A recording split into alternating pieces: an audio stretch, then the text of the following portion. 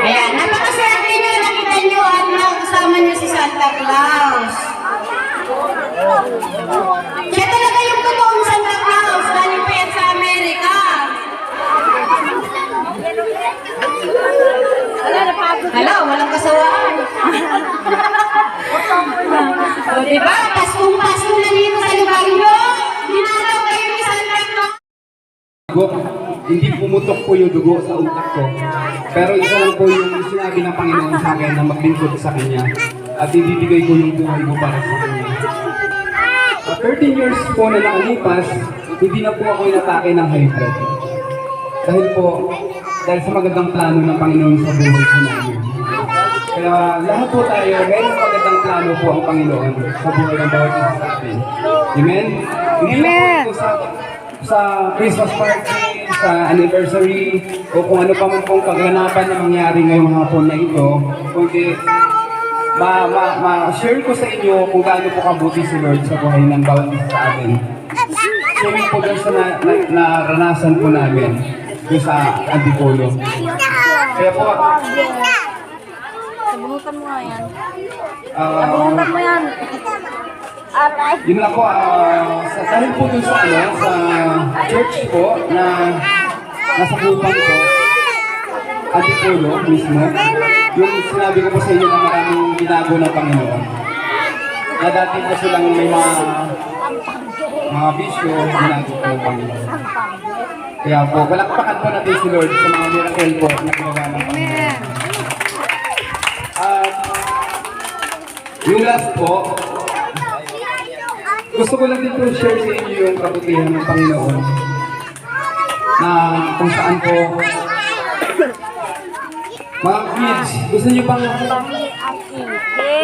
i-share ko sa inyo na si Lord ay mabuti sa inyo? Mahal nyo ba si Jesus? Kilala niyo si Jesus? Diba po? Gusto ng mga bata na dapat kung malaman natin yung plano ni Jesus sa buhay natin. Amen? Di ba sabi po doon sa mga kids, sabi po doon sa Bible, makinig ni Jesus. Tama po?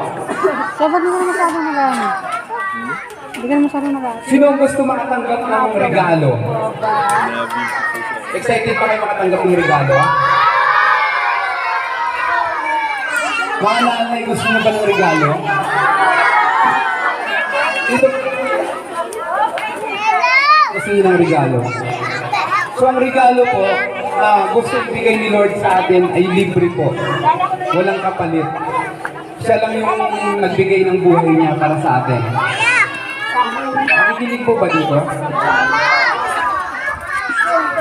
Ibinigay ng Ama si Jesus para siya po yung ipinako sa cross para akuin po ang ating mga kasalanan. Sino mga may kasalanan dito? Sino mga nagkakasala? Nagkakasala sa magulang. Lahat tayo ay nagkakasala. Sino po ang walang kasalanan? Sino po ang walang kasalanan?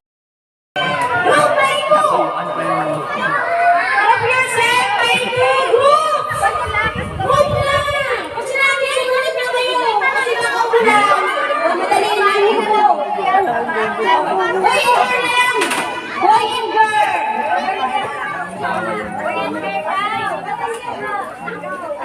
Group ba ito? Pila, dalawa.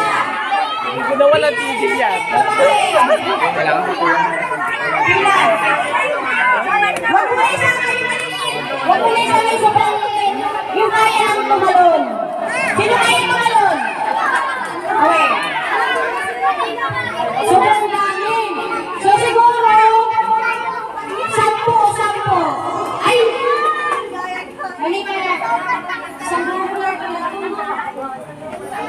Isang linya lang pala. Sorry. Isang linya lang pala. 10 muna. 10 bata. Okay na. Group na. Ito na lang kinalan. Baka mag-group kayo eh. Makasakipan. Kami muna. Lahat kayo makakapaglaro. Unahin lang muna nila natin yung 10. Okay? 10 muna. 10. Huwag na nakulit. Pag-umpisa na. Mamaya na.